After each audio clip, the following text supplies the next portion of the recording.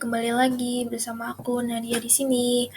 Perkenalkan, nama aku Nadia Niyatul Ulia Al-Husna dengan nomor NIM 29022500018 dari Universitas Pancasakti Prodi Akuntansi.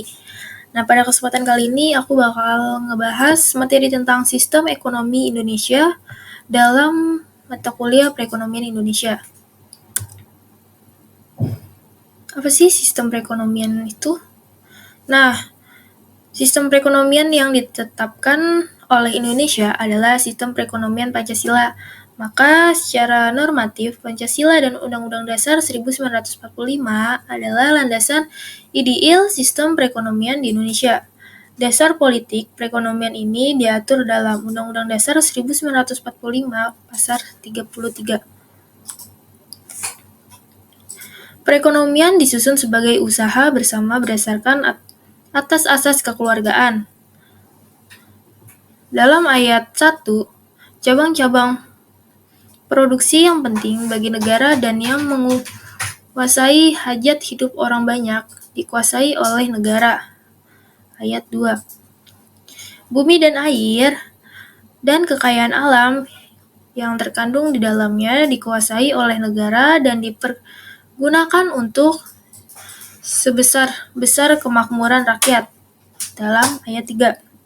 Walaupun begitu, sistem ekonomi Pancasila mengedepankan peran bersama dari pihak pemerintah maupun swasta dalam mengelola perekonomian. Hal tersebut diwujudkan dalam pembagian peran yang jelas antara badan usaha, yaitu badan usaha milik negara dan badan usaha milik swasta. Pemerintah mengelola barang-barang yang berkaitan dengan hajat hidup orang banyak, sedangkan selebihnya diperkenankan dikelola swasta dengan pengawasan dari pemerintah. Nah, di sini ada karakteristik sistem perekonomian Indonesia. Yang pertama, kegiatan ekonomi merupakan kegiatan bersama, yaitu gotong royong dengan mengedepankan hubungan kekeluargaan. Yang kedua, cabang-cabang produksi yang bersifat strategis dan merupakan hajat hidup orang banyak dikuasai oleh negara.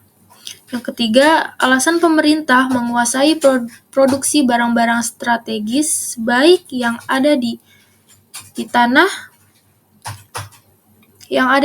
air Indonesia adalah semata-mata untuk kemakmuran rakyat. Yang keempat, Indonesia menggunakan sistem ekonomi campuran, disebut juga sistem ekonomi Pancasila.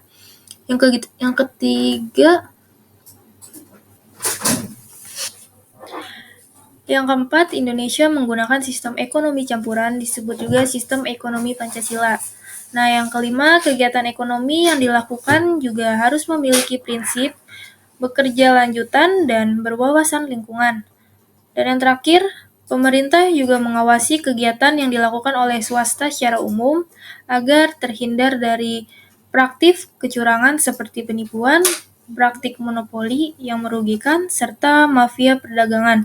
Tujuannya agar tercipta keadilan di tengah-tengah masyarakat.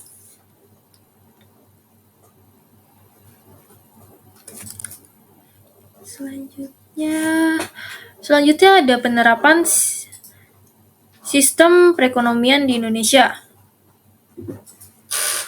Dengan dasar penerapan sistem perekonomian Pancasila yang menjadi acuan dasar keseluruhan perekonomian negara, berikut ini beberapa contoh adanya penerapannya ekonomi Indonesia. Yang pertama, adanya BUMN, yaitu Badan Usaha Milik Negara, merujuk pada aturan dan undang-undang resmi negara yang mengatakan hal-hal yang dianggap penting serta berhubungan dengan hajat hidup orang banyak diatur oleh negara. Karenanya, negara memimpin peran penting dalam menciptakan badan usaha milik negara atau BUMN. Nah, yang kedua, adanya koperasi. Badan koperasi adalah salah satu bentuk implementasi dari sistem perekonomian Indonesia, yakni Pancasila. Setiap badan koperasi didirikan dengan tujuan usaha kolektif yang memakai dasar asas kekeluargaan.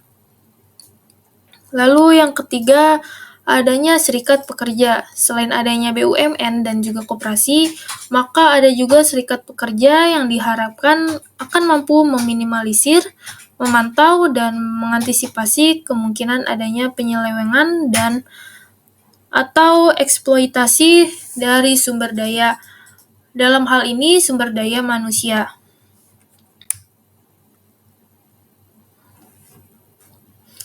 Nah, ciri-ciri sistem perekonomian Indonesia, yaitu perekonomian disusun sebagai usaha bersama berdasarkan atas asas kekeluargaan, cabang-cabang produksi yang penting bagi negara dan yang menguasai hajat hidup orang banyak dikuasai oleh negara. Lalu bumi dan air dan kekayaan alam yang tergantung di dalamnya dikuasai oleh negara dan dipergunakan untuk sebesar-besar kemakmuran rakyat. Lalu perekonomian nasional diselenggarakan berdasarkan atas demokrasi ekonomi dengan prinsip kebersamaan, efisiensi, berkeadilan, berkelanjutan, berwawasan lingkungan, kemandirian, serta dengan menjaga keseimbangan kemajuan dan kesatuan ekonomi nasional. Lalu ketentuan lebih lanjut mengenai pelaksanaan pasal ini diatur dalam undang-undang. Negara tetap mengakui hak milik perorangan yang tidak bertetanggaan dengan kepentingan publik. Lalu masyarakat adalah bagian yang penting dalam sistem ekonomi dengan kegiatan produksi yang dilakukan, dipimpin, dan diawasi oleh masyarakat. Lalu tujuan pembangunan sistem perekonomian Indonesia. Yang pertama ada meningkatkan pendapatan per kapita negara, merencanakan pembangunan ekonomi dan laju pertumbuhan ekonomi, meningkatkan taraf hidup penduduk serta menyetarakannya, memperluas lapangan kerja dan mengurangi pengangguran, mengurangi kesenjangan sosial, meningkatkan kapasitas produksi, meningkatkan investasi, menurunkan angka kemiskinan, menciptakan keadilan dan kemakmuran masyarakat, dan meningkatkan kualitas pendidikan dan kesehatan untuk meningkatkan kualitas hidup masyarakat. Nah, jadi kesimpulannya yaitu Indonesia memiliki ekonomi berbasis pasar di mana pemerintah memainkan peran penting termaksud mengatur harga beberapa barang kebutuhan pokok seperti BBM, beras, dan listrik. Dalam hal ini, tambah sektor industri menyumbang 40% dari PDB pada tahun 2015. Investasi asing langsung yang signifikan dan insentif pemerintah telah menempatkan industri ini untuk pertumbuhan di masa depan. Sektor industri utama meliputi minyak bumi dan gas alam, tekstil dan pakaian jadi, pertambangan, alas kaki, kayu lapis, karet, dan pupuk kimia. Sektor jasa sama pentingnya bagi perekonomian Indonesia, menyumbang 43% dari PDB pada 2015. Di sisi lain, pertanian hanya menyumbang 14%.